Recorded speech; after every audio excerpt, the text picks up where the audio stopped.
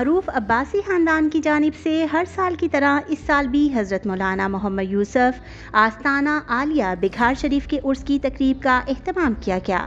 تقریب میں لوٹن کی معروف مذہبی، سیاسی، سماجی شخصیات نے بڑی تعداد میں شرکت کی۔ تقریب کا آغاز تلاوت قرآن پاک سے ہوا، جس کے بعد مہمان خصوصی ڈاکٹر ساجد الرحمان نے خطاب کیا۔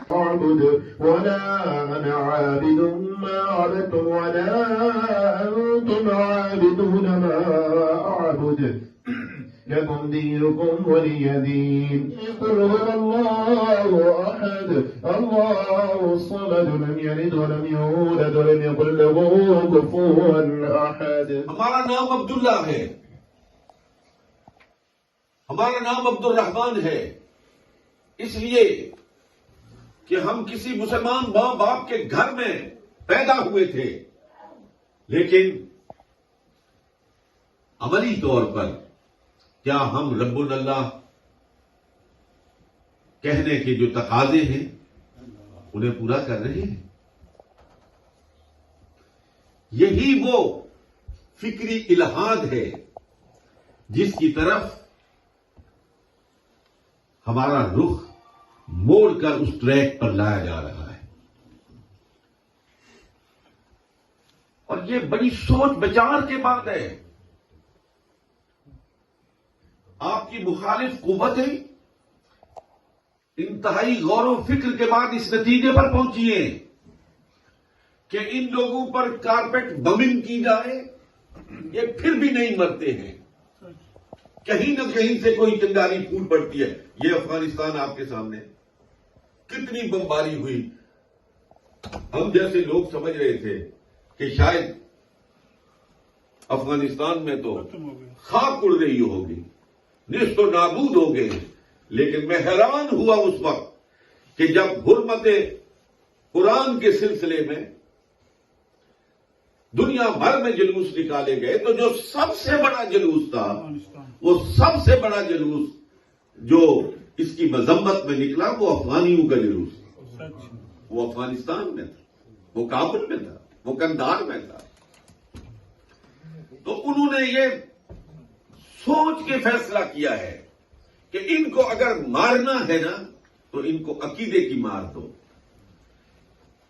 ان کے دلوں سے محمد عربی کے راج کو نکال دو، کامیاب ہو جاؤ گے۔ اس لیے آپ میرے جو بیٹے یہاں بیٹھے ہو، آپ ایک ایسے ملک میں بیٹھے ہو جو مسلمان ملک نہیں ہے، آپ یہاں کے لا اینڈ آرڈر کے پابند ہو، اور ہونا چاہیے۔ یہاں کے لا اینڈ آرڈر کی پابندی آپ کے دین کا تقاضا ہے۔ وہ قانون جو آپ کے دین کی کسی اساس سے متصادم نہ ہو، اس حکم کو تسلیم کرنا یہ عین شریعت اسلامیہ کا تقاضا ہے۔ واہ جی واہ، سبحان اللہ۔ وہ شریعت اسلامیہ میں شامل ہے، لیکن یہاں آپ کو ویجیلنٹ ہونے کی ضرورت ہے۔ آپ کو کسی کا اعلی کار نہیں بننا ہے۔ اعلی کار جب میں یہ کہتا ہوں تو اس سے میرا مقصود یہ ہے کہ کسی کا فکری غلام نہیں بننا ہے۔ اپنی تہذیب کی حفاظت، اپنے مذہب کی حفاظت، اپنی معاشرت کی حفاظت، اپنی زبان کی حفاظت اس ملک میں رہ کر بھی آپ کی ذمہ داری ہے۔ جو قومیں اپنی شناخت کھو دیتی ہیں، پہچان کھو دیتی ہیں، وہ پھر اقوام کی صف میں کبھی عزت اور ناموس کے ساتھ زندہ اور تابندہ نہیں رہتی ہیں۔ ڈیڑھ عمر چلا جاتا ہے، جانا سب نے ہے، یہ ایک اٹل حقیقت ہے۔ کوئی خدا کو مانے یا نہ مانے، موت کو مانے بغیر چارہ کار نہیں ہے۔ سچ ہے جی، سچ۔ کدھر جائے گا موت کو چھوڑ؟ جب اس سفر پر آدمی روانہ ہوتا ہے نا، جو سب سے کٹھن سفر ہے، سب سے مشکل سفر ہے، یہاں تو میں اور آپ 10 آدمی ہمارا استقبال کریں نا تو خوش ہو جاتے ہیں۔ انسانی فطرت ہے، یہ کوئی بری بات نہیں، انسانی فطرت ہے، خوش ہو جاتے ہیں۔ لوگ پذیرائی کریں خوشی ملتی ہے، لیکن اس پذیرائی کے کیا کہنے؟ رب فرماتا تتنزل علیہم الملائکہ، ہاں جی، جب وہ اس سفر پر روانہ ہوتے ہیں تو فرشتے صفیں باندھ کے کھڑے ہوتے ہیں، پڑے باندھ کے کھڑے ہوتے ہیں، اور رب اللہ کہنے والے اور اس پر جم جانے والے کا استقبال کر رہے ہوتے ہیں، اور کیا کہہ رہے ہوتے ہیں؟ اللہ تخافوا ولا تحزنوا، اے آنے والے نہ خوف کر نہ غم کر۔ خوف اپنی جان کا ہوتا ہے، اور غم جن کو چھوڑ کے آتا ہے ان کا ہوتا ہے۔ فرماتا ہے نہ اپنی جان کی پرواہ کر، تو بہتر مقام پر جا رہا ہے، اور جن کو پیچھے چھوڑ کے آ رہا ہے نا ان کا بھی غم نہ کر۔ پہلے بھی ہم نے تمہارا اور ان کا ساتھ دیا تھا، آئندہ بھی دیں گے۔ اللہ تخافوا ولا تحزنوا وابشروا بالجنۃ التي كنتم توعدون، ہم تم کو اس جنت کی بشارت دیتے ہیں جس کا رب تعالیٰ نے تم سے وعدہ کیا تھا۔ رسول کریم صلی اللہ علیہ وآلہ وسلم کے حضور درود و سلام کا نذرانہ پیش کیا گیا اور خصوصی دعائیں مانگی گئیں۔ ہدایت پہ لاکھوں سلام، شمع بز میں ہدایت پہ لاکھوں سلام، بھیڑ میں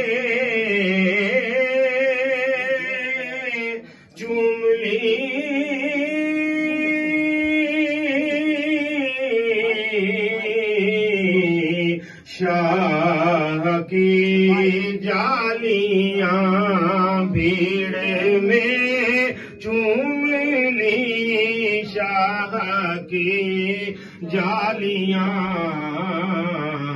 اے نظر تیری ہمت پہ لاکھوں سلام، مصطفیٰ جانے رحمت پہ لاکھوں سلام، شمع بز میں ہدایت پہ لاکھوں سلام، الہی صدقہ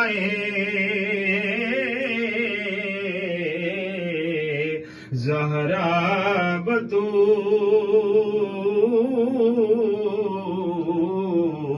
یہ سلام آج جانا ہو قبول، صلی اللہ علیہ وسلم پڑھنے کا شرف حاصل ہوا۔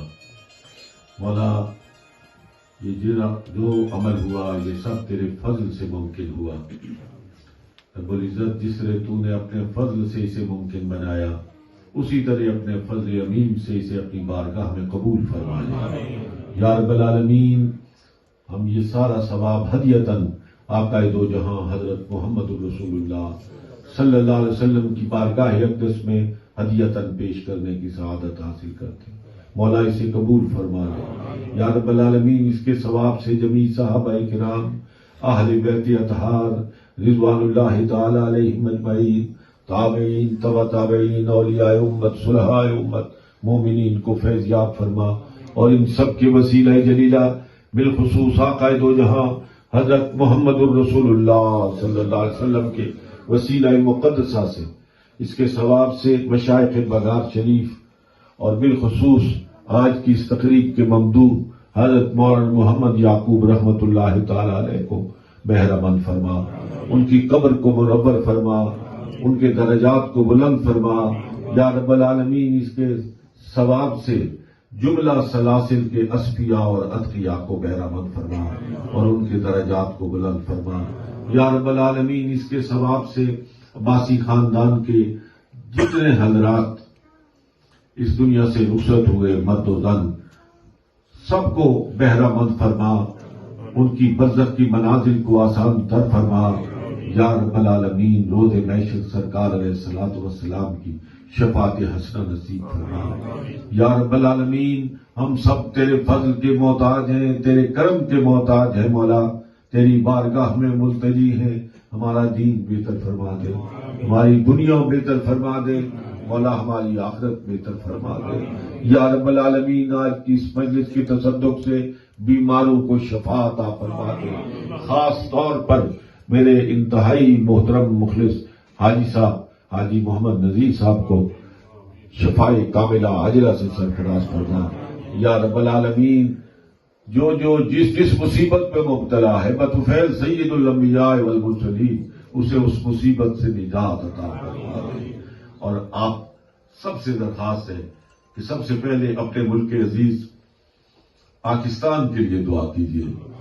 رب العالمین پاکستان کو معاندین کی نظر بد سے محفوظ فرما۔ یا رب العالمین پاکستان کو استحکام عطا فرما، اور یہ جو اس وقت کشیدگی چل رہی ہے، یا رب العالمین دونوں ملکوں کو تحمل کا مظاہرہ کرنے کی توفیق عطا فرما اور پاکستان کی حفاظت فرما۔ یا رب العالمین، یا رب العالمین، غزہ کے مسلمان، کشمیر کے مسلمان تیری رحمت کی طرف آنکھیں اٹھا اٹھا کر دیکھ رہے ہیں۔ رب العالمین اپنے فضل اور کرم کی برسات فرما۔